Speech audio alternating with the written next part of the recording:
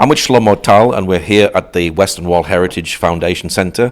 Now, Jerusalem Day is coming up very, very shortly. What will the Western Wall Heritage Centre be doing in preparation for 58 years of Jerusalem?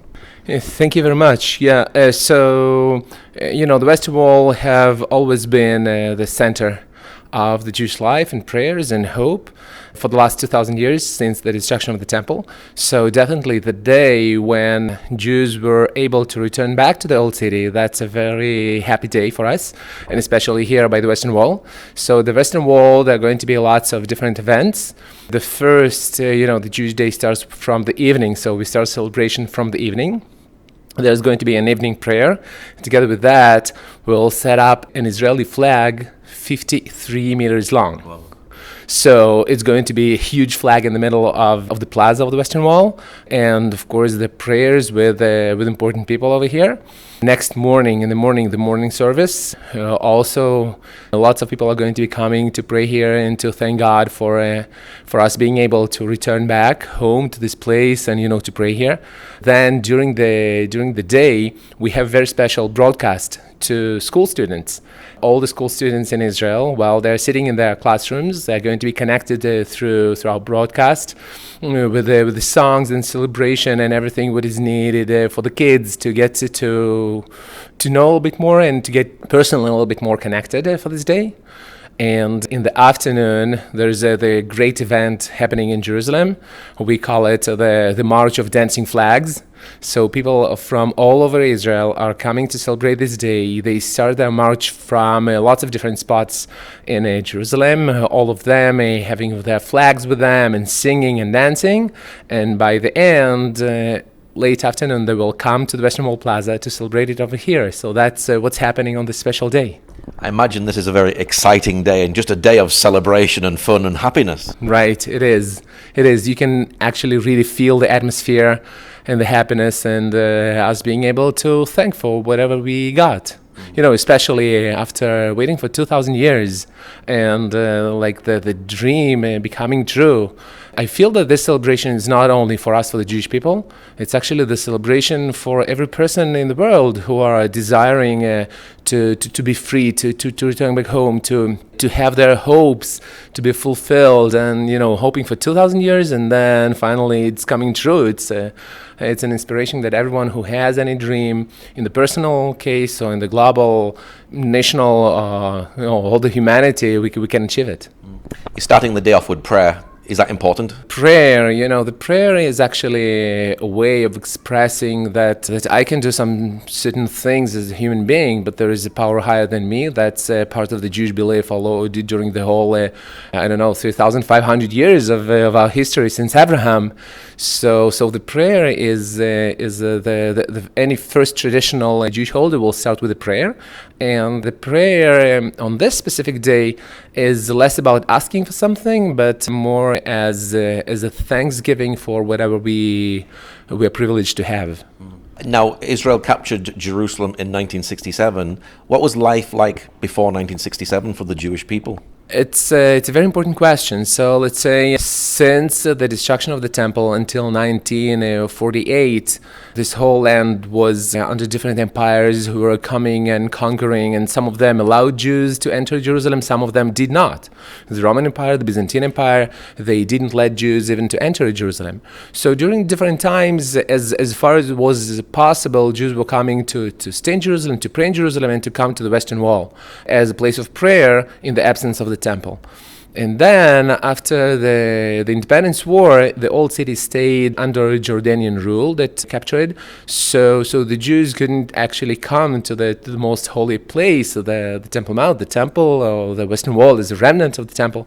So for 19 years, we were yearning, and actually there were lots of ceremonies that were happening around the walls. There is a place, as tradition says, where King David is buried. There is a high rooftop. People were coming up there, and from this rooftop they could see barely the edge of the Temple Mount, and just to imagine that one day they will return and touch the stones of the remnant of the temple, the Western Wall.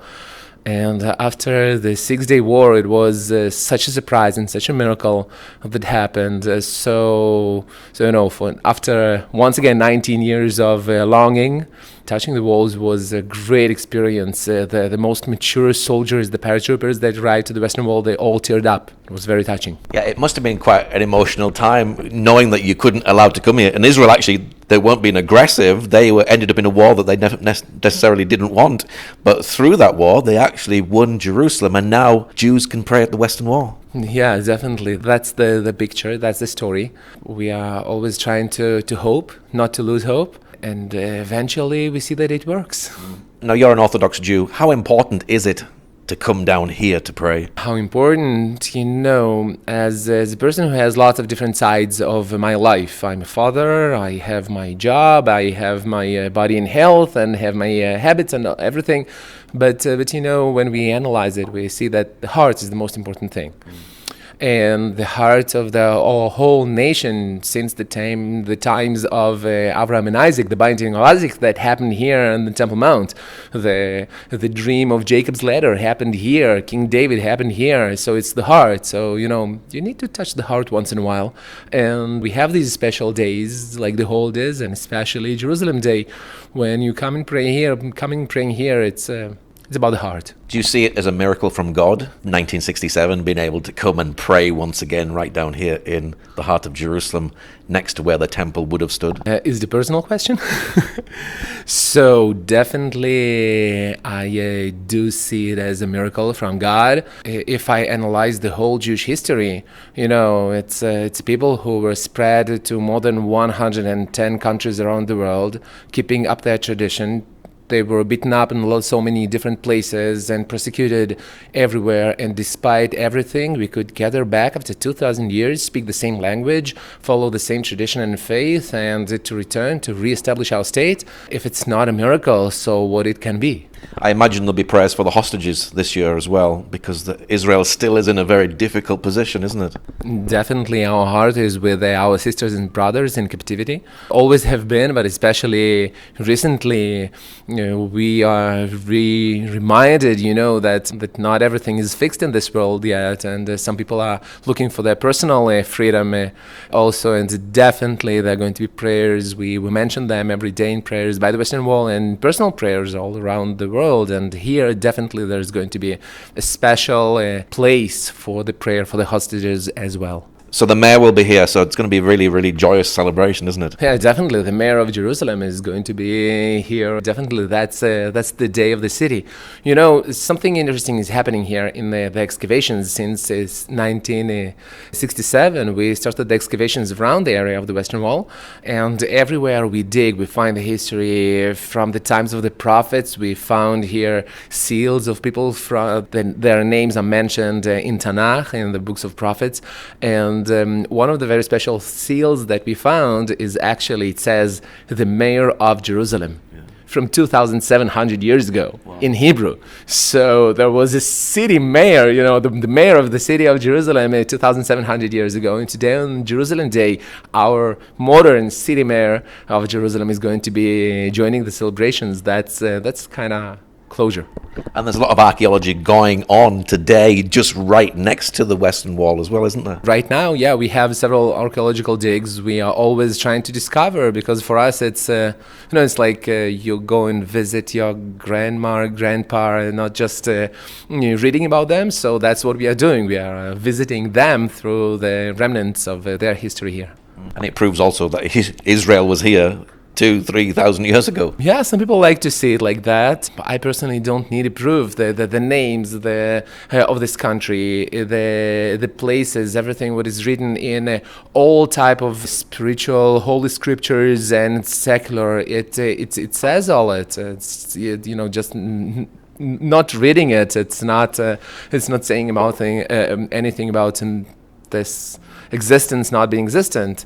So for me, it's less personally as a proof. It's more like a reconnection. What is your prayer for this day? My prayer for this day, one of the interpretations of the name of Jerusalem is the connection to peace. Yerushalayim, Shalem. It's a whole and it's a peaceful. So definitely the prayer of this day and every day is for the peace all around the world, and the peace inside our hearts and our souls. And if every person would be able to be content with what they have and really connected to who they are, and respecting each other's purpose in this life, so it's hopefully going to be peace around the world. That's my prayer. Is there something more special praying here than anywhere else in Israel? Yeah, as I told you, it's the heart. You pray about the heart from the place of the heart. There's a story. Once upon a time, there was a kid who was running away from school. It was in somewhere in Eastern Europe. And his father caught him running away from the school, and he asked him, "What are you doing? Why are you running to the forest?" He said, "In the forest I ran to pray to God." And he said, "But what? God exists everywhere. In the city, in the forest, the God is the same." He said, "But in the forest, I am not the same." So when people are coming here and touching the wall and coming to the epicenter of the spirituality of our people, I'm here different. Not only that the prayer is believed to be accepted much better and higher. My heart is opening up, so it's of course it's completely different thing, the prayer here, rather than in any other place in the world. Well, Shlomo, thank you very much for sharing today. You're welcome, and I hope that we all will gain this peace and freedom that we hope for from here, from Jerusalem. All the best.